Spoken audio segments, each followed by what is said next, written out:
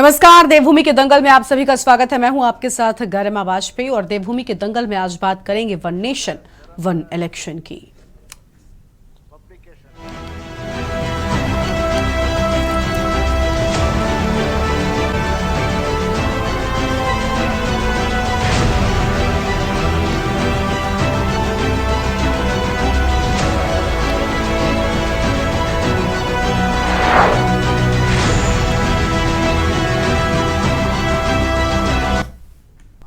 दो 2024 में होने वाले लोकसभा चुनाव से पहले मोदी सरकार ने बड़ा फैसला लिया है। दरअसल केंद्र सरकार ने वन नेशन वन इलेक्शन को लेकर बड़ा कदम उठाते हुए पूर्व राष्ट्रपति रामनाथ कोविंद की अध्यक्षता में एक कमेटी गठित की है। पूर्व राष्ट्रपति की अध्यक्षता में बनी कमेटी कानून के सभी पहलुओं पर विचार करेगी और एक देश एक चुनाव की संभावना का पता भी लगाएगी। कमेटी लोगों की राय भी लेगी और मोदी सरकार ने 18 सितंबर से 22 सितंबर के बीच में संसद का विशेष सत्र भी बुलाया है। सूत्रों के हवाले से खबर है कि सरकार संसद विशेष सत्र में एक देश एक चुनाव से जुड़ा बिल ला सकती है। विशेष सत्र की घोषणा के बाद मुंबई में चल रहे इंडिया गठबंधन की बैठक में भी वन नेशन वन इलेक्शन पर चर्चा हुई है। माना जा रहा है कि एकजुट विपक्ष को मोदी की ये बड़ी चुनौती होगी।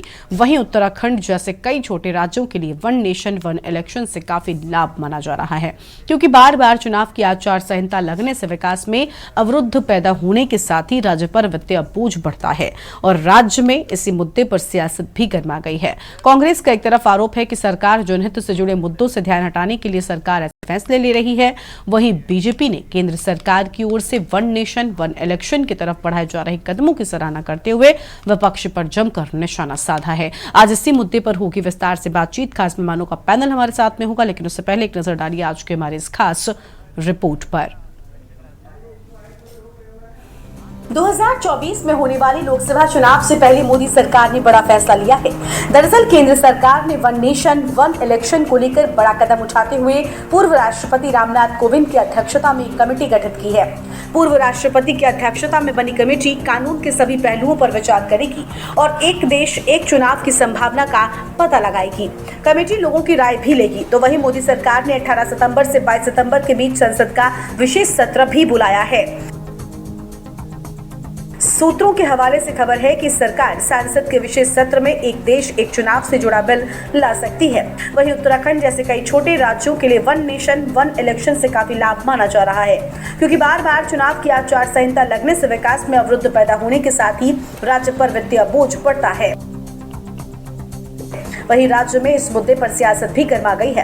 कांग्रेस का आरोप है कि सरकार जनहित से जुड़े मुद्दों से ध्यान हटाने के लिए सरकार ऐसे फैसले ले रही है। वहीं बीजेपी ने केंद्र सरकार की ओर से वन नेशन वन इलेक्शन की तरफ बढ़ाए जा रहे कदमों की सराहना करते हुए विपक्ष पर जमकर निशाना साधा है।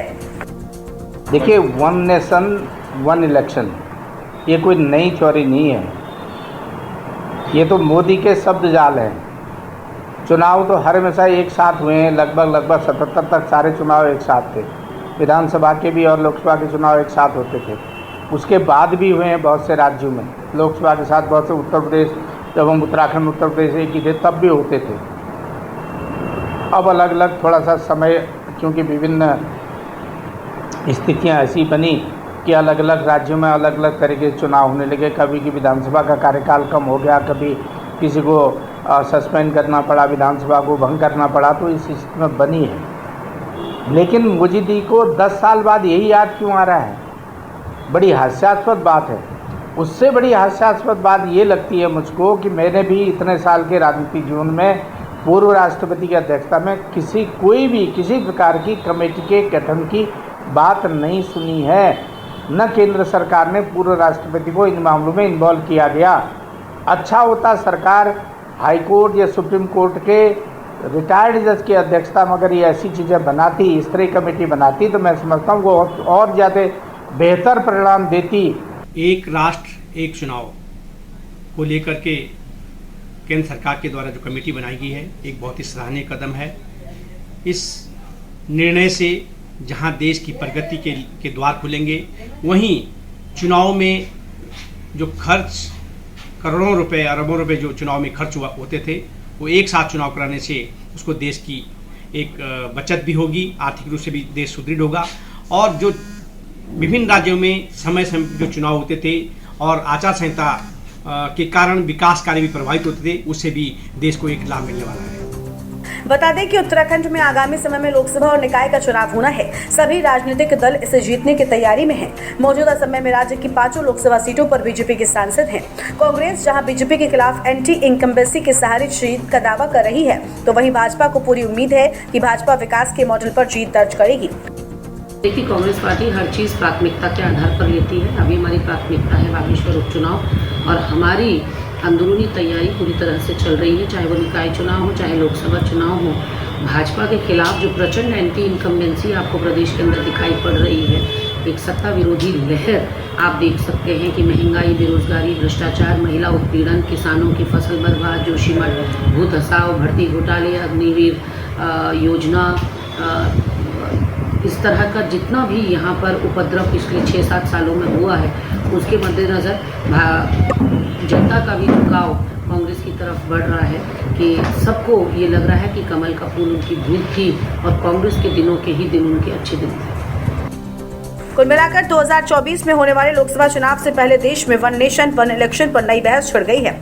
सवाल ये है कि क्या मोदी सरकार विशेष सत्र में एक देश एक चुनाव से जुड़ा बिल ला सकती है, या फिर ये मुद्दे चर्चा में रहने के लिए उठाए जा रहे हैं। क्या वन नेशन वन इलेक्शन एकजुट हुए विपक्ष को मोदी की बड़ी चुनौती होगी? सवाल तो ये भी है कि देश में साल 1952, 1957 और 1962 और 1967 में एक साथ लोकसभा और विधानसभा के चुनाव हो चुके हैं, लेकिन 1968, 1969 के बीच कुछ राज्यों की विधानसभा भंग होने से व्यवस्था टूटी। सवाल ये है कि ऐसी स्थिति क्या वन नेशन वन इलेक्शन लागू होने के बाद उत्पन्न नहीं होगी? Uttarakhand desk report. तो चर्चा की शुरुआत करेंगे, लेकिन उससे पहले आपको सीधा मुंबई लेकर चलते हैं, जहां पर इंडिया गठबंधन की आज बड़ी बैठक और अरविंद केजरीवाल क्या कुछ कह रहे सुनाते हैं। और यहाँ पे जितने लोग बैठे हैं, कोई पद के लिए नहीं आया, सब 140 करोड़ लोगों के इस भारत देश को बचाने के लिए आए हैं, इसको तरक्की के रास्ते पे ले जाने के लिए आए हैं। कोई यहाँ पे पद के लिए नहीं आया है। मुझे बेहद खुशी है। 2 दिन की हमारी मीटिंग बहुत अच्छी रही और सबने आगे बढ़ बढ़ के आज मीटिंग में जिम्मेदारियां ली हैं। किसी ने सीट शेयरिंग करवाने की जिम्मेदारी ली है, किसी ने मीडिया की जिम्मेदारी ली है, किसी ने सोशल मीडिया की जिम्मेदारी ली है, किसी ने कैंपेन डिज़ाइन करने की जिम्मेदारी ली है। मुझे पूरी उम्मीद है कि आने वाले समय के अंदर पूरा भारत इकट्ठा होगा और इस अहंकारी, भ्रष्टाचारी, तानाशाही सरकार का पतन का कारण बनेगा। बहुत बहुत शुक्रिया।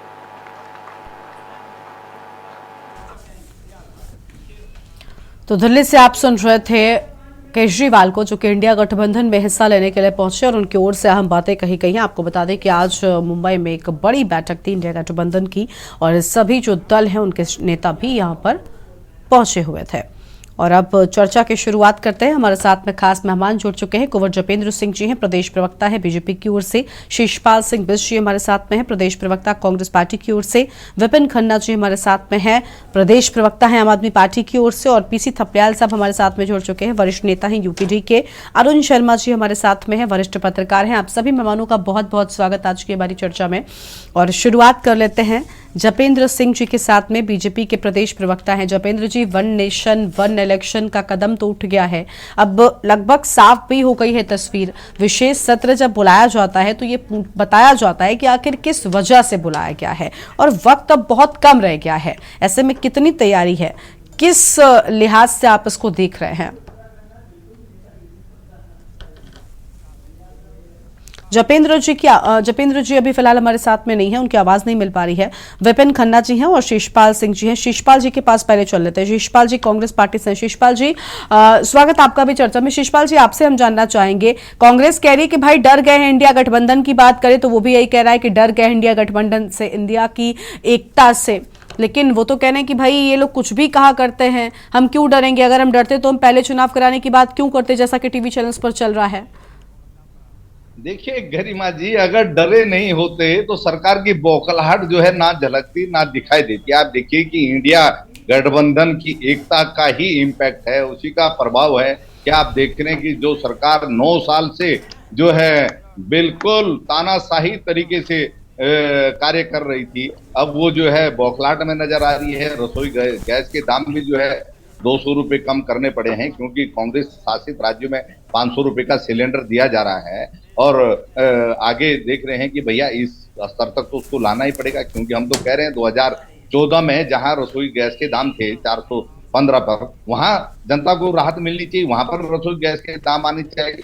तो असर हो रहा है। और आप देखिए कि अब बौखलाहट में जो है ये भी जो है लोकसभा का विशेष सत्र बुलाने जा रहे हैं। अभी तो मानसून सत्र जो है समाप्त हुए, जुमा कुछ ही दिन बीते हैं, तो ऐसी क्या इमरजेंसी आ गई है? अब जो है वन नेशन जो है वन चुनाव की बात हो रही है, ये कोई नई बात थोड़ी, ये तो इस देश में पहले भी होता रहा है, लगातार ये बात उठती है। अब आपको चुनाव के आखिरी महीनों में क्यों इसकी याद आ रही है? ये देश की जनता भली भांति समझ रही है। इसका मतलब जो इंडिया गठबंधन बना है, जो उसका मांग है, असर हो रहा है।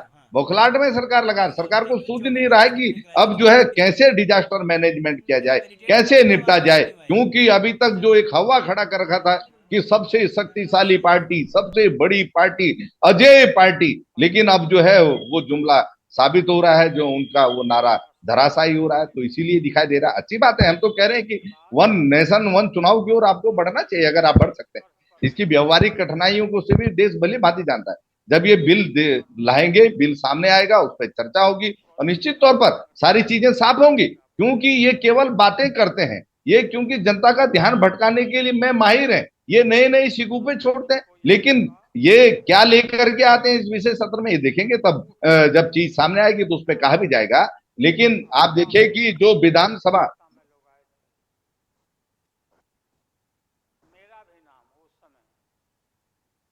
तरीके से बातचीत हो रही है और जितने खुलकर बातचीत हो रही है, इससे तो ये साफ लग रहा है कि इसी को लेकर सत्र होगा। नहीं, देखिए गरिमा जी ना, अटकलें हैं, चर्चाएं हैं, लेकिन जब सरकार की ओर से एजेंडा पेश किया जाएगा, सामने आएगा, वास्तविक बात तो उसी के बात होगी ना, क्योंकि ये तो जनता का ध्यान भटकाने में माहिर है। और हम कह रहे हैं कि ये जो वन नेशन वन चुनाव की बात है, ये व्यवहारिक है। आप देखिए व्यवहारिकता के धरातल पे इसकी कठिनाई है, देश जानता है, क्योंकि आप ही अभी डिस्क्रिप्शन में बता रहे थे कि आजादी के बाद से लेकर 68 तक लगातार जो है इसी तर्ज पर चुनाव होते थे, उसके बाद भी इसी तर्ज पर चुनाव होते रहे हैं। लेकिन क्योंकि व्यवहारिक कारणों से सरकारें गिरती हैं, कई कठिनाइयां होती हैं, उसके बाद ये चीजें कैसे कंटिन्यू चलेगी, ये देखने की बात है। और जब लोकसभा में बिल आएगा तो निश्चित तौर पर सारी चीजें होंगी, इस पर चर्चा होगा, सारी बात होगी। लेकिन ये जो सरकार की बौखलाहट, जो आप जल्दबाजी में आप देख रहे हैं कि जो है मानसून सत्र के बाद अब विशेष सत्र बुला रहे हैं, तो आप अभी तक कहां सोए हुए थे, इसका मतलब आपकी तैयारी आ रही अधूरी थी। तो बौखलाहट जो नजर आ रही है, जो डर साफ सरकार के काम काज पर भी अब साफ साफ दिखाई देने लग गया है, सरकार के निर्णयों में दिखाई देने लग गया है, तो निश्चित देश इसको समझ रहा है। और हम तो कह रहे हैं कि देश को लाभ मिलना चाहिए। 10 सालों से देश की जनता पिस रही है, महंगाई से, बेरोजगारी से, देश की गिरती हुई अर्थव्यवस्था से। अब अगर उसमें सुधार होता है, लास्ट के महीनों में कुछ हो जाए, देश को लाभ मिले, और निश्चित तौर पर अब जो है इंडिया गठबंधन की सरकार देश के में बनेगी, इसमें किसी को संशय नहीं है। और जो भी जनता की मांगे हैं उस पर हम आगे बढ़ेंगे, हम पहले कह चुके हैं।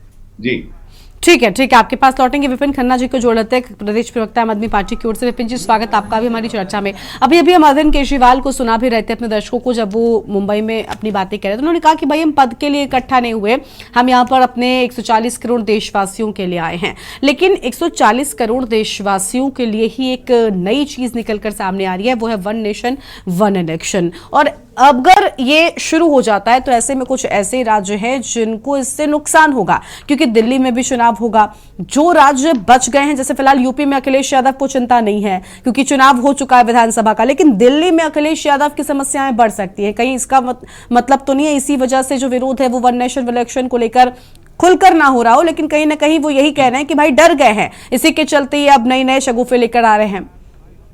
क्योंकि असर तो पड़ेगा जब राज्यों के और केंद्र के चुनाव एक साथ होते हैं, तो ऐसे में चीजें बदल जाती हैं। जो जनता होती है वो अपने देश का प्रधानमंत्री चुनती है, और छोटे राज्यों के जो मुद्दे होते हैं, जो स्थानीय मुद्दे होते हैं, इन पर बड़े मुद्दे हावी हो जाते हैं। राष्ट्रीय मुद्दे जो रहे हैं वो हावी हो जाते हैं और नुकसान होता है इसमें राज्यों की जो सरकारें होती हैं उनका, इसीलिए डर है।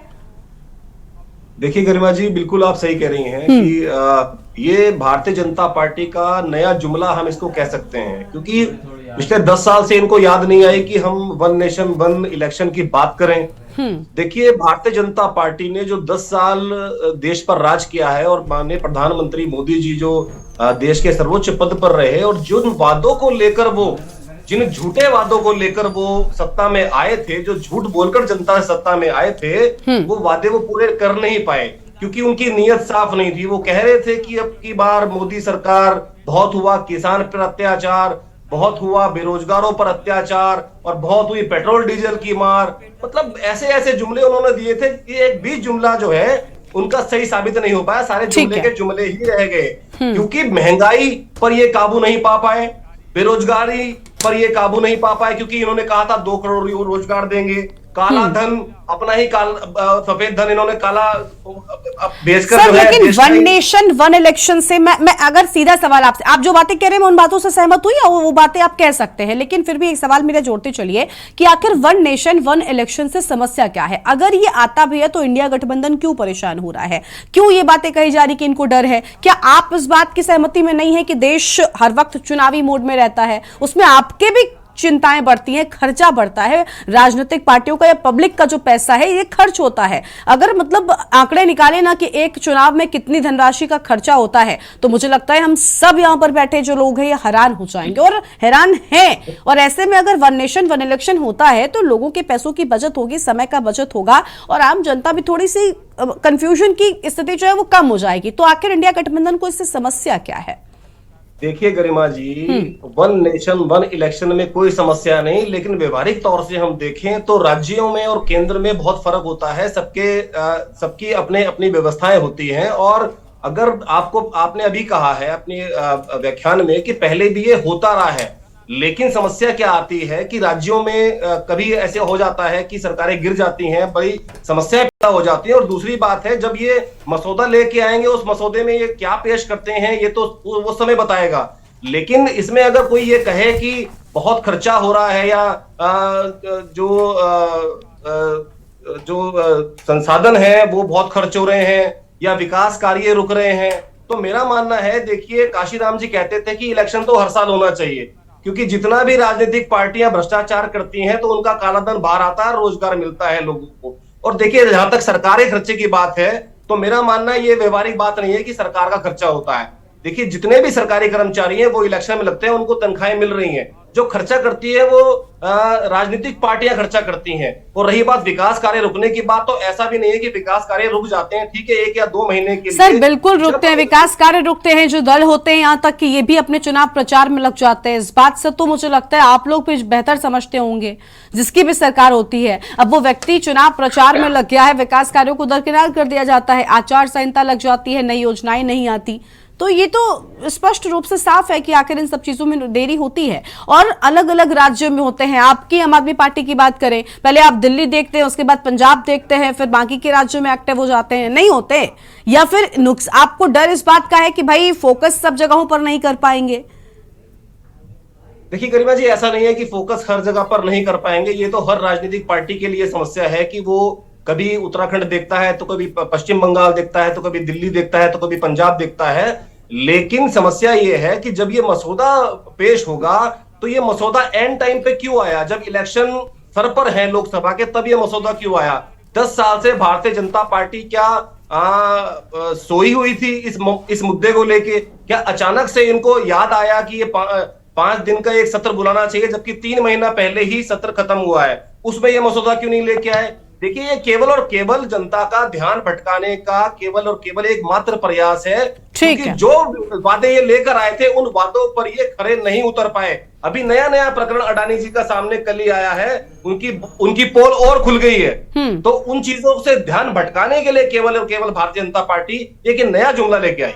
ठीक है, आपके पास आएंगे विपिन जी, लेकिन देखिए एक बात ये भी है ना कि क्या आम जनता इतनी नासमझ है कि वो इन जुमलों के सहारे मान जाएगी? क्या ये वन नेशन वन इलेक्शन अगर आ जाता है तो ऐसा तो नहीं कि इससे आम जनता को बहुत बड़ा लाभ मिलने वाला है? ठीक है, ये देश के लिए एक चुनाव प्रक्रिया में आसानी लेकर आएगा, लेकिन इससे आम जनता क्या समझेगी? क्या आम जनता भूल जाएगी बेरोजगारी? क्या आम जनता महंगाई भूल जाएगी? इन बातों पर भी तो सोचना चाहिए। तो वन नेशन वन इलेक्शन को लेकर विपक्ष का खुले तौर पर विरोध करना, टाइमिंग को लेकर आप सवाल उठा सकते हैं, लेकिन ये कहना कि आम जनता के लिए जुमला है है ये कितना ठीक है? जपेंद्र जी, आपके पास ही मैं आ रही हूं, बहुत स्वागत आपका चर्चा में, आप देरी से जुड़े हमारे साथ में। जपेंद्र जी, ये क्या है आखिर? वन नेशन वन इलेक्शन से आपकी पार्टी के लोग कह रहे हैं कि भाई, आपकी पार्टी को लेकर कहा जा रहा है कि ये तो डर गए इंडिया गठबंधन से, इंडिया गठबंधन की एकता से, इसी के चलते अब नया शिगोफा छोड़ देते हैं। विपिन जी, आवाज मिल रही है आपको? विपिन जी, विपिन जी, आवाज पहुंच रही है आप लोगों तक?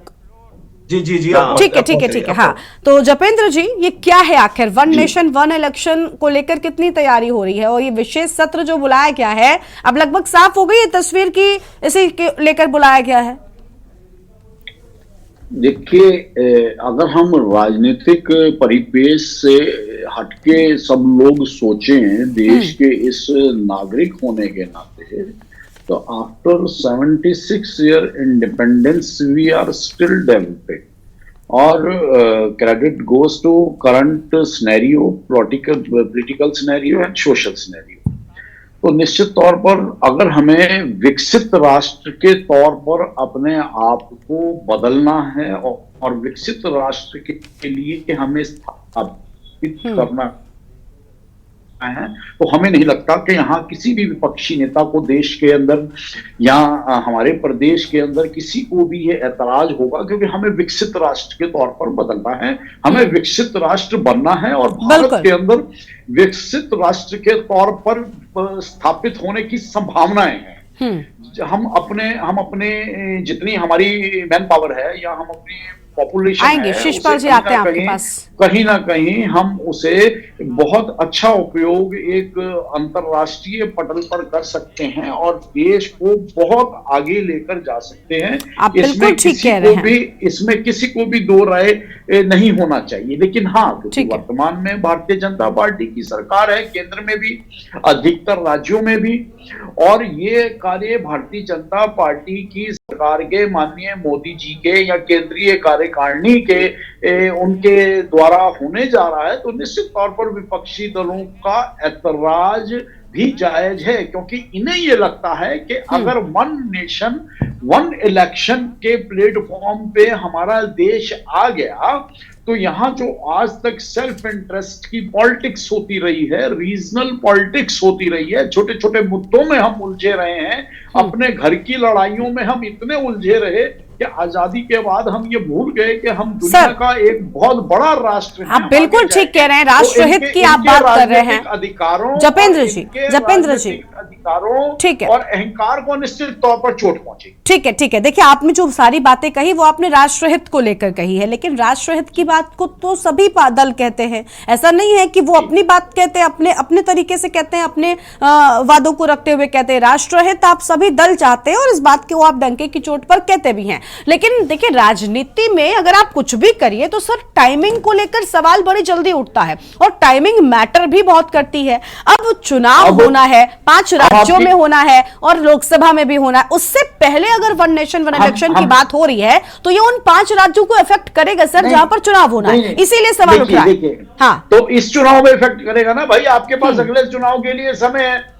आप अब जब भी करेंगे उसके बाद लोकसभा चुनाव तो आएगा ही ना, होगा तो ये लोकसभा चुनाव से सर आप उनकी चिंता क्यों कर रहे हैं? हम आपसे ये सवाल कर रहे हैं ना कि ये फैसला चुनाव से पहले क्यों? क्या पहले से इस बात को लेकर बात नहीं हो जाए? अब जब कितना वक्त बचा है, दिसंबर में अभी फिलहाल ये हो रहा है, सबकी ओर से ये बात लगभग कही जा चुकी है कि दिसंबर में चुनाव हो जाएगा, इस बार लोकसभा चुनाव पहले हो जाएगा। 2019 में जब केंद्र में दोबारा भारतीय जनता पार्टी की सरकार आई तो 14 से 19 का कार्यकाल रहा चीजों को लाइन अप करने का, जो हमारे देश के बहुत कई महत्वपूर्ण मुद्दे थे उनके ऊपर काम करने का। 19 से 23 के बीच में, 19 के बाद से काफी चीजें सुचारू रूप से आगे बढ़ी। अब था भविष्य की योजनाओं के ऊपर निश्चय, ये आज नहीं हुआ रातों रात, पिछले 2-3 सालों से निरंतर इसमें एक्सरसाइज चल रही थी। हाँ, लेकिन अब ये लागू होने जा रहा है तो विपक्ष का हल्ला जायज है, क्योंकि विपक्ष की समझ में ये चीजें या तो आ रही हैं या वो जनता के सामने समझना और समझाना नहीं चाहते। ठीक है, देखिए जनता बहुत समझदार है सर, ऐसा नहीं। आपने कहा कि इस पर हम एक लंबे समय से एक्सरसाइज कर रहे थे, लेकिन एक्सरसाइज के साथ साथ आम जनता को अवगत करवाना भी उतना ही जरूरी होता है। और अगर आप सत्ता में हैं तो वर्तमान में सबसे पहले काम करना होता है, आने वाले अपने दल के भविष्य के लिए मुझे लगता है सत्ता को और राजनीतिक दलों को काम नहीं करना चाहिए। आज हम बात कर रहे हैं one nation one one election को लेकर जो राजनीति है वो अब तेज हो गई है। एक तरफ बीजेपी कह रही है कि भाई इससे क्या डर है, आखिर क्यों विपक्षी इसका विरोध कर रहे हैं, वहीं दूसरी ओर विपक्षी कह रहे हैं कि आखिर अब तक ये संभाल कर क्यों रखा था और चुनाव से ठीक पहले ये जनता के सामने लेकर आना एक बड़ी बात है। मेहमान हमारे साथ में लगातार बने हुए, अपनी चर्चा की वापस से शुरुआत करते हैं। पीसी थपलियाल साहब के साथ में शुरू करेंगे। थपलियाल साहब, स्वागत आपका भी चर्चा में। थपलियाल साहब, क्या चल रहा है, क्या कहेंगे आप इसको? टाइमिंग को लेकर सवाल हर बार उठता था। थपलियाल साहब, आपके पास लौटेंगे, इससे पहले मुंबई लेकर चलते हैं। राहुल गांधी क्या कुछ कह रहे, प्रेस कॉन्फ्रेंस में सुनते हैं। This stage represents 60% of the Indian population. If the parties on this stage unite, it is impossible for the BJP to win an election. So the task in front of us is to come together in the most efficient way possible. And two big steps have been taken in that regard. The first step is a coordination committee and committees under that committee. And the second step is a decision that we will expedite all seat sharing discussions and decisions and make them happen as soon as possible. These are two very, very powerful steps in ensuring that the India Alliance defeats the BJP. The election is very, very clear. I did a press conference yesterday, and the nexus between the Prime Minister and a particular businessman is there for every single person to see. I mentioned yesterday in my press conference that the G20 is taking place, and it is very important for India's credibility, our nation's credibility, that the Prime Minister makes his position very clear and begins an inquiry on what has happened with regards to Mr. Adani. The Prime Minister and the BJP are a nexus of corruption, and that is the first thing that the India Alliance is going to demonstrate and prove. The idea behind Prime Minister Modi's government is to extract money from the poor people of this country and transfer it to a limited few. And so we are going to propose a clear path, development path. We are going to put together a clear set of ideas that will once again involve the poor people, the farmers, the kisans, the workers in the progress of this country. I'd like to once again thank all the senior leaders, and I'm confident that the India Alliance will defeat the BJP. The final thing I'd like to say, of course there are leaders who are much more senior than me, but the real work in this alliance is the relationships that are forged between the leaders of this alliance. And I can say with confidence that these two meetings have done a huge amount in building the rapport between all the leaders and ensuring that all of us work together as one. I can see that there is flexibility among all the leaders in the way we are approaching things.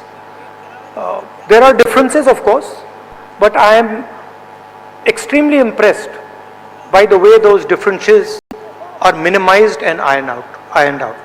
Thank you very much. Of course, I don't want to comment much about the press, but I think Laluji said it best. You are also in some ways restricted and chained, and India Alliance is working to free you from your chains. Thank you.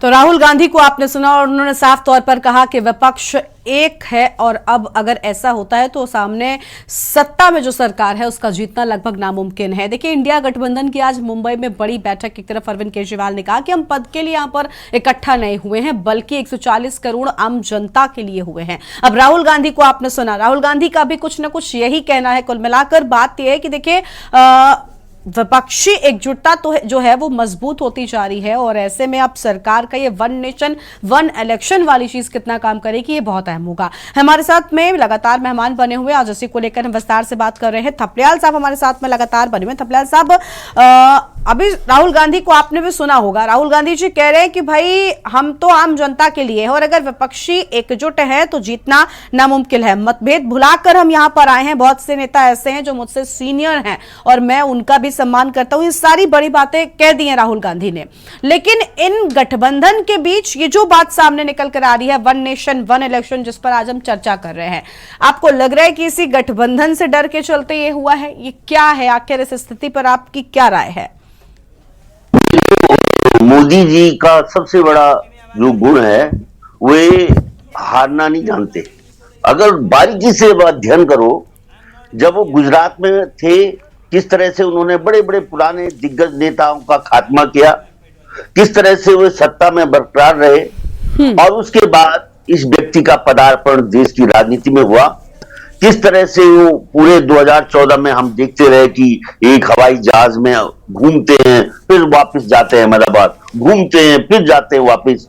तो इन तमाम चीजों को देखते हुए फिर यहां पे जब 2019 का चुनाव हुआ फिर उनको सफलता मिली। अब उसमें सबसे बड़ी चीज ये है कि इन 10 सालों में, क्योंकि एक ही व्यक्ति भारतीय जनता पार्टी का प्रचारक है, एक ही व्यक्ति, और उस व्यक्ति के भरोसे आज पूरी भाजपा चल रही है। अब उस व्यक्ति का राष्ट्रीय परिप्रेक्ष्य में जब वो पटाखे फोड़ता था तो उसका असर दिखता था, क्योंकि 2019 में आप देखोगे, अभी भी इस समय भी देखेंगे, पूरे देश की राज्य में देखिए आप, भारतीय जनता पार्टी कहां है। भारतीय जनता पार्टी अगर हम ये बोलते हैं कि मध्य प्रदेश में है तो वो तो कमलनाथ से छीनी हुई सत्ता है। और अगर तुम हरियाणा में, उत्तराखंड में या यूपी में देखते हैं तो यहां भी खट्टर और धामी जैसे लोगों को हमारे ऊपर रख दिया, जिसके कारण उनको पता लग गया है कि जनता इन लोगों से बहुत दुखी है, क्योंकि क्षेत्रीय मुद्दे इतनी जोर पकड़ने लगे हैं कि भारतीय जनता पार्टी के राष्ट्रीय मुद्दे बौने पड़ते जा रहे हैं। यानी आप ये बात कह रहे हैं ना कि एक तरफ ये हो रहा है कि भाई वन नेशन वन इलेक्शन से जो क्षेत्रीय मुद्दे हैं या जो राज्यों के मुद्दे हैं ये दब जाएंगे, लेकिन आप कह रहे हैं कि नहीं, राज्यों के मुद्दे जो है वो हावी हो रहे हैं। उत्तराखंड में क्या ऐसा हो रहा है? इस समय स्थिति है, तो इस चीज को भांपते हुए मोदी जी ने, देखिए, उन्होंने पूरी अपनी भाजपा के कितने राष्ट्रीय लेवल के नेताओं को डब्बा बना के बक्से में बंद कर रखा है।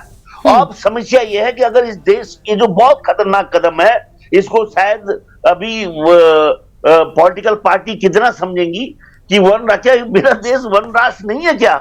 तुमने तब भी बोला था जब जीएसटी लगाई थी कि वन राष्ट्र, तुमने तब भी बोला था जब 370 हटाई थी कि वन राष्ट्र। कब तक वन राष्ट्र का नारा दोगे?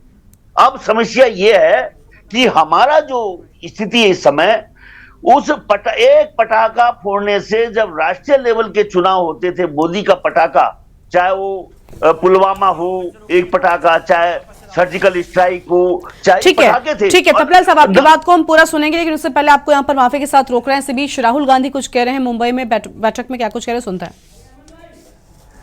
और मुझे बहुत खुशी हो रही है कि जो हमारी पार्टीज हैं, जो हमारे नेता हैं, उनके बीच में जो रैपोर्ट है, जो फ्लेक्सिबिलिटी है, वो गहरी होती जा रही है। और मुझे लगता है कि इंडिया अलायंस बीजेपी को चुनाव में आसानी से हरा देगा। बीजेपी हिंदुस्तान के गरीब लोगों से धन छीनकर चुने हुए 2-3 लोगों को देती है। हमने प्रोग्राम्स की बात की है, एक हम कमेटी बना रहे हैं जो पॉलिसीज के बारे में डिस्कशन करेगी, और जो हमारे किसान हैं, मजदूर हैं, गरीब लोग हैं, उनके लिए जो हमारा विजन है वो हम थोड़ी ही देर में हिंदुस्तान को, आप सबको दिखाएंगे। Thank you.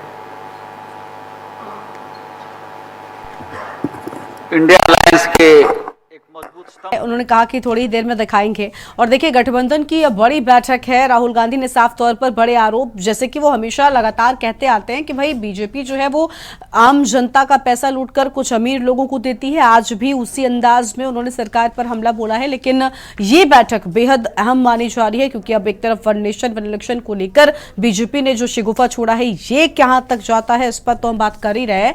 खैर, चर्चा पर वापस लौटते हैं। हमारे साथ में थपलियाल साहब लगातार बने हुए। तो थपलियाल साहब, राहुल गांधी को आपने सुना, एक बार फिर से राहुल गांधी कह रहे थे कि भाई बीजेपी का तो काम है, अपने वही पुराने अंदाज में उन्होंने सरकार पर हमला बोल दिया। लेकिन ये जो वन नेशन वन इलेक्शन को लेकर बात हो रही है, इससे कितना असर पड़ेगा चुनावों में? हम अगर आपसे पूछे, आपको लग रहा है, अभी देखो आने वाले वक्त में चुनाव है, 5 राज्यों में है, लोकसभा का चुनाव है, आपको लग रहा है कि टाइमिंग देखकर बीजेपी ने ये सब शुरू किया है?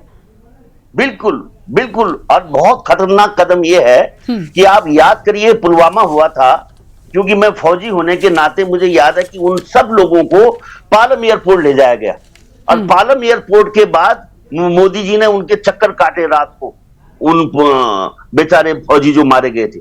उसके बाद नेक्स्ट डे राजस्थान में रैली आयोजित की जाती है, बदला लूंगा बदला।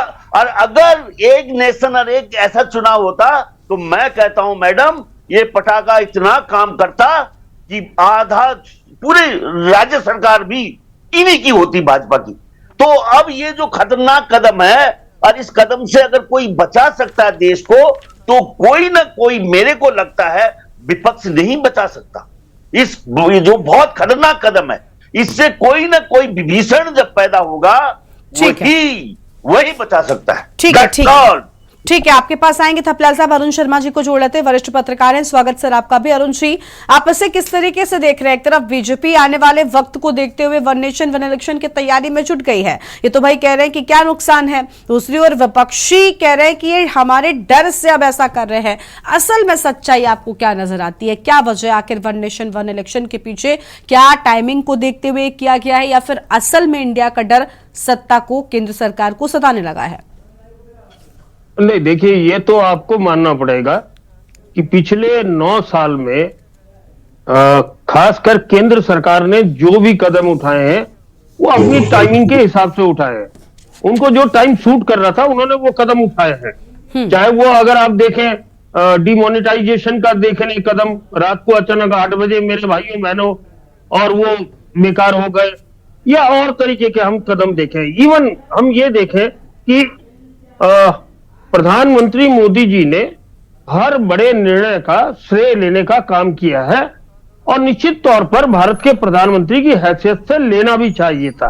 और ये जो एक टाइम पे चुनाव कराने वाला मामला है, ये बहुत दिनों से पेंडिंग था, और देर आए दुरुस्त आए, लिया है उन्होंने निर्णय, और लेना भी चाहिए। अभी तो कमेटी बनी है, देखिए, और ऑफिशियल कमेटी के मेंबर भी नॉमिनेट नहीं हुए। और कमेटी के मेंबर्स को लेकर भी सवाल शुरू हो गया है। पूर्व राष्ट्रपति रामनाथ कोविंद को उसमें जगह दी गई है, उनकी अध्यक्षता में कमेटी बनाई गई है, लेकिन विपक्षी कह रहे हैं कि भाई बेहतर होता अगर किसी रिटायर्ड जज को आप उसकी अध्यक्षता में कमेटी बनाते। यानी अब कमेटी को लेकर भी सवाल जो है वो खड़े हो गए।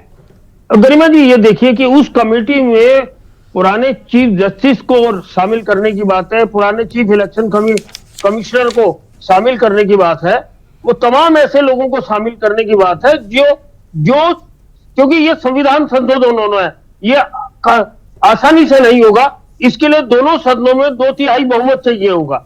तो ये भी जरूरी है कि वह कमेटी के जो मेंबर हो वो ऐसे लोग हों जिनके ऊपर ज्यादा उंगलियां ना उठ सके। तो ये एक सवाल है। और निश्चित तौर पर देखिए, जब भारतीय जनता पार्टी कोई कदम उठाती है तो निश्चित तौर पर विपक्ष उस पर सवाल खड़ा करेगा, और ये स्वाभाविक है, ये कोई नई बात नहीं है, और पूरे सवाल खड़े करने भी चाहिए क्योंकि वो विपक्ष में है। जी गरिमा जी। ठीक है, ठीक है, आपके पास लौटेंगे। शिषपाल जी के पास चलते। शिषपाल जी, टाइमिंग को लेकर है, कमेटी को लेकर है, इन सारी चीजों को लेकर अभी आपके राहुल गांधी जी को हमने सुनाया, राहुल गांधी जी कह रहे हैं कि भाई यहाँ पर 28 दल मिलकर चर्चा कर रहे हैं। मोदी जी को तो चाहिए कि वो कह दें कि हम जांच कराएंगे, जैसे कि वो हर बार आरोप लगाते आए हैं मोदी जी पर या सरकार पर, उसी अंदाज में उन्होंने आज भी कहा कि भाई आम जनता, गरीबों का पैसा लूटा जा रहा है सरकार में। लेकिन अब असल डर इंडिया के सामने क्या है? इंडिया जो गठबंधन है, इसके सामने असल चुनौती क्या है? एक तरफ 5 राज्यों के चुनाव थे जो पहले होने थे लोकसभा के चुनाव से, लेकिन अब ऐसी उम्मीद लगाई जा रही है और लगभग ऐसा तय माना जा रहा है कि साथ में ही चुनाव होंगे और लोकसभा का चुनाव तय समय से पहले यानी दिसंबर में हो जाएगा। तो ऐसे में क्या इंडिया गठबंधन जो आरोप दूसरे पर लगा रहा है, क्या असल में इंडिया गठबंधन के सामने डर वाली स्थिति आ गई है कि भाई अब राज्यों पर फोकस करें या केंद्र पर फोकस करें? क्योंकि राज्यों में भी चुनाव होना है, मध्य प्रदेश हो गया, छत्तीसगढ़ हो गया, राजस्थान हो गया, इन राज्यों में भी तैयारी करनी है। अब राज्य वाली सरकारें जो अपने अपने राज्यों तक सीमित हैं, कांग्रेस को छोड़ दें इंडिया गठबंधन में तो ज्यादातर दल ऐसे ही हैं जो राज्यों तक सीमित है। अब ऐसे में ये राज्य पर फोकस करेंगे लोकसभा चुनाव में, और जनता भी कंफ्यूज हो जाएगी सर। तो डर असल किसको है, इंडिया को या बीजेपी को, एनडीए को? नहीं गरिमा जी, देखिए डर तो एनडीए को ही है, डर तो बीजेपी को ही है, उसकी बौखलाहट दिखाई दे रही है, मैं आपको बता दूं। और ऐसा जैसा आज ये अटकलें लग रही है, इतना आसान नहीं है कि ये जो हो जाए। मैंने कहा ना, सबसे पहले 1 नेशन 1 इलेक्शन की राह में ये इनको बताना पड़ेगा कि जो सरकार चुनी जाएगी वो 5 साल चलेगी, वो केंद्र बर्खास्त नहीं करेगा या अन्य कारणों से नहीं गिरेगी। अगर गिरी तो फिर क्या होगा? तो ये कई टेक्निकल चीजें हैं और इसमें बहुत लंबी रस्साकसी करनी पड़ेगी, क्योंकि आपने देखा कि आजादी के बाद से लंबे समय तक 1 नेशन 1 इलेक्शन होता रहा है, लेकिन व्यवहारिक कठिनाइयों के कारण ही बाद में वो परंपरा जो है जारी नहीं रह सकी। ये भी पूरा नहीं, पर एक वक्त तो ऐसा आएगा ना जब इन सारे व्यवधानों से पार पाकर एक इस चीज को लाया जा रहा है। असल में जो इंडिया गठबंधन या कांग्रेस पार्टी की व्यक्तिगत बात कर ली जाए तो ये 1 नेशन 1 इलेक्शन के समर्थन में है या इसके विरोध में है? पहले तो ये चीज क्लियर होनी चाहिए। या वर्तमान के समय को देखते हुए, वर्तमान में राज्यों के चुनावों को देखते हुए विरोध में आ गए? नहीं गरिमा जी, देखिए विरोध कौन कर रहा है? हम तो कह रहे हैं ना कि प्रपोजल तो आए ना सरकार का, भाई जो आशंकाएं हैं, जो सवाल हैं, उसके जवाब मिल जाएंगे कि भैया सरकारें 5 साल तक चलेंगी, कैसे चलेंगी?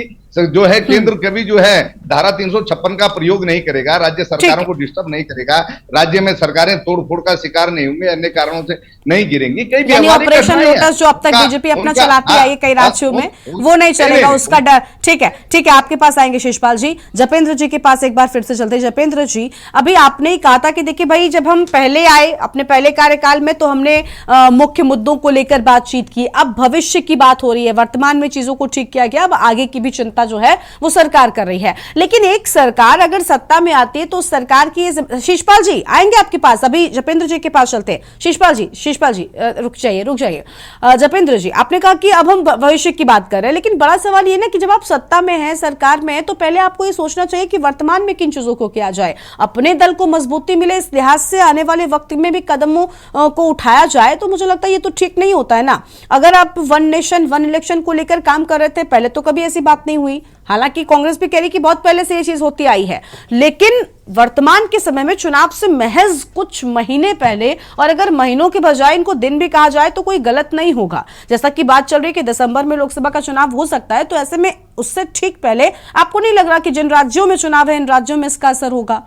और कई ऐसे राज्य हैं जहां पर आपकी सरकार नहीं है, उन राज्यों में भी यही वजह है कि इंडिया गठबंधन के लोग भी इसको लेकर तरह तरह की बातें कर रहे हैं। जपेंद्र जी, आवाज मिल रही है आपको? जी। ये विपक्ष की शंकाएं और प्रश्न अपनी जगह है, लेकिन 1 नेशन और 1 इलेक्शन का जो कॉन्सेप्ट है, ये विपक्ष भी जानता है कि इसके बिना देश के अंदर काम चलने वाला नहीं है। हमने आजादी के बाद से देखा कि किस तरह से हमारी संवैधानिक परंपराओं को बदला गया। जपेंद्र जी, माफी चाहती हूँ कि मैं आपको बीच में रोक कर अपनी बात कह रही हूँ, लेकिन आप जो बात कहने जा रहे हैं वो मैं समझ गई। आपने पहले जवाब में भी यही बात कही थी कि बिल्कुल ये चीज जरूरी है। मैं भी अगर आपसे कहूं, आप मुझसे पूछेंगे तो मैं भी कहूंगी कि हाँ ये चीज जरूरी है, लेकिन ऐसे वक्त में टाइमिंग की मैंने बात की ना सर, टाइमिंग बहुत मैटर करती है। और आप लोकसभा चुनाव से या 5 राज्यों के चुनाव से महज कुछ महीने या कुछ दिनों पहले इस बात को बताएंगे, तो ऐसे में राज्य सरकारें क्या करें जिन्होंने तैयारी फिलहाल लोकसभा की थी या राज्य सरकार अपने चुनाव की तैयारी करे? आपको नहीं लगता कि ऐसे में जनता के सामने भी एक कंफ्यूजन होगा और साथ ही साथ जो राज्यों के दल हैं, जो राज्य स्तरीय पार्टियां हैं, इनके सामने एक समस्या आ जाएगी? सर, मैं टाइमिंग को लेकर आपसे सवाल कर रही हूं। हम ये नहीं कह रहे कि ये वन नेशन वन इलेक्शन ठीक नहीं है या गलत है। केंद्र में दूसरी सरकार होती और वो ये करने जाती और तब भी अनेक राज्यों में अनेक तरह की सरकारें होती, तब भी ये प्रश्न आता। तो किस राज्य में कोई दूसरी सरकार है, भारतीय जनता पार्टी की गवर्नमेंट है, कहीं कांग्रेस की गवर्नमेंट है, तो ये तो तब भी होना ही था। लेकिन आप जपेंद्र जी की आवाज ठीक से नहीं पहुंच पा रही हम तक, कुछ तकनीकी खामी के चलते हम उनको ठीक से नहीं सुन पा रहे हैं।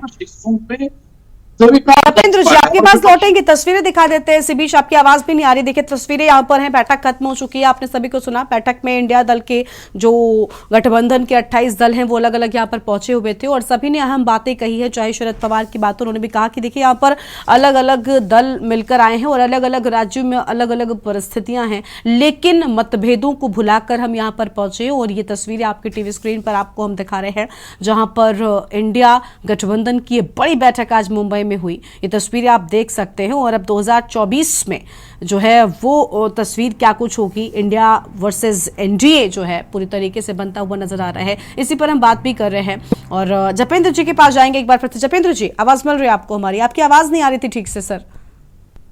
जी हमारी आवाज? हाँ बताएं सर, बताएं। जी देखिए, आज अगर टाइमिंग पे सवाल उठ रहे हैं तो ये टाइमिंग पे तो सवाल तब भी उठते अगर केंद्र में भारतीय जनता पार्टी की सरकार ना होकर कोई दूसरी सरकार होती और वो वाले निर्णय लेती। लेकिन डर इस बात का है विपक्षी दलों को कि भारतीय जनता पार्टी ने आज इतने लंबे समय के बाद, देश की आजादी के बाद, एक दल ऐसा सोच रहा है और जो सोचने वाला दल है वो भारतीय जनता पार्टी है। और आज भारतीय जनता पार्टी देश के अधिकांश में अपनी जगह बना चुकी है। तो डर यहाँ है कि भारतीय जनता पार्टी के रहते, केंद्र में मोदी जी के प्रधानमंत्री रहते ये काम हो गया तो निश्चित तौर पर भारतीय जनता पार्टी युगों तक देश की जनता के दिलों पे राज करेगी और भारतीय जनता पार्टी के रहते ये देश विकसित राष्ट्र के रूप में परिवर्तित होगा। तो ये एक इंटरनेशनल लेवल पे भी, अब देश के इतिहास में भी ये कहीं एक दर्ज इस तरह से ना हो जाए कि बाकी सब नजर आएंगे।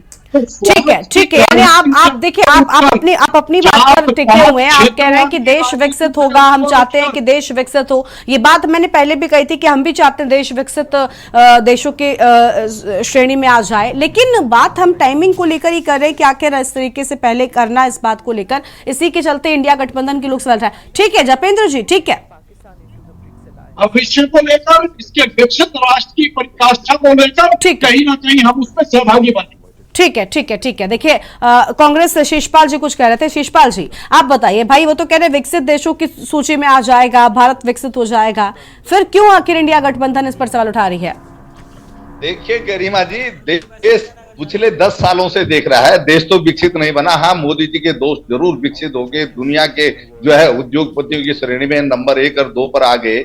ये देश ने देखा, हम दो के लाभ के लिए ये देश में सरकार चल रही है। देश की 140 करोड़ जनता जो है लगातार त्राहिमाम कर रही है। 40 करोड़ जनता क्या किसकी बात को सुनती है, किसकी बात को समझती है? वो वन नेशन वन इलेक्शन की बात समझ पाती है या फिर आने वाले वक्त में जो इंडिया वर्सेस एनडीए है इसमें किसको जीत देती है? तो खैर आने वाला वक्त बताएगा। ठीक है शिषपाल जी आपके पास आएंगे जल्दी से। अरुण जी की एक प्रतिक्रिया लेते हैं। अरुण जी आप देख रहे हैं, अभी हमने तस्वीरें दिखाई, इंडिया गठबंधन की बैठक पे चल रही है और सब यही कह रहे हैं कि भाई हम मतभेदों को बुलाकर एक हुए हैं। अलग अलग राज्यों में अलग अलग परिस्थितियां हैं, बावजूद इसके हम 140 करोड़ जनता के लिए एक होकर आए हैं। लेकिन अगर इंडिया पूरी तरीके से एक भी हो गया है, सारे मतभेद जो है वो मिट जाते हैं और एकजुटता के साथ इंडिया एनडीए के साथ लड़ता है, तब भी आपको लग रहा है कि जिस तरीके से वन नेशन वन इलेक्शन की बात आ रही है, अगर सारे राज्यों में विधानसभा के चुनाव और जो लोकसभा के चुनाव है फिलहाल जिनमें होने हैं ये होते हैं, तो ऐसे में किसका फायदा होने वाला है? जल्दी से देखिए गरिमा जी, पहली चीज तो ये बड़ा हाइपोथेटिकल मामला है कि सारे एक हो जाएंगे। निश्चित तौर पर ऊपर प्लेटफॉर्म पे सब एक होंगे, लेकिन वो कार्यकर्ता कैसे एक होगा जो आज तक एक दूसरे के खिलाफ लड़ता आ रहा था राज्यों में? अब आप सोचिए वो किस तरह एक दूसरे के गले लग जाएगा। तो ये एक बड़ा कल्पनाशील प्रश्न है, इसका जवाब तो भविष्य में सामने आएगा। दूसरी चीज यह है कि वन नेशन वन इलेक्शन अगर लागू होता है, जैसा कि जो तैयारी में केंद्र सरकार दिख रही है, और अगले जो सत्र उन्होंने विशेष सत्र 18 से बुलाया है लोकसभा राज्यसभा का, तो जैसा लग रहा है कि कमेटी क्या इतनी जल्दी रिपोर्ट दे देगी, क्योंकि 15 दिन के अंदर किसी मामले की रिपोर्ट मिलना और उसको सदन में पारित भी करवाना एक बड़ा मुश्किल टास्क है। लेकिन फिर भी अगर हो जाता है तो ये मौका तो सबके पास होगा, ये इंडिया के पास भी होगा, ये एनडीए के पास भी होगा कि वो अपने प्रदर्शन को सुधारे और एक जैसा प्रदर्शन राज्यों के हिसाब से करें। ठीक है गरिमा, ठीक है, बहुत शुक्रिया आप सभी मेहमानों का हमारे साथ जुड़ने के लिए और अपनी बात यहां पर रखने के लिए। तो लोकसभा चुनाव से पहले मोदी सरकार का ये जो बड़ा फैसला है वो क्या कुछ असर करेगा और इंडिया वर्सेस एनडीए पर वन नेशन वन इलेक्शन का कितना असर होगा, ये तो आने वाले वक्त में ही साफ होगा। देवभूमि के दंगल में आज उतना ही। आप देखते रहिए के न्यूज़ इंडिया। नमस्कार।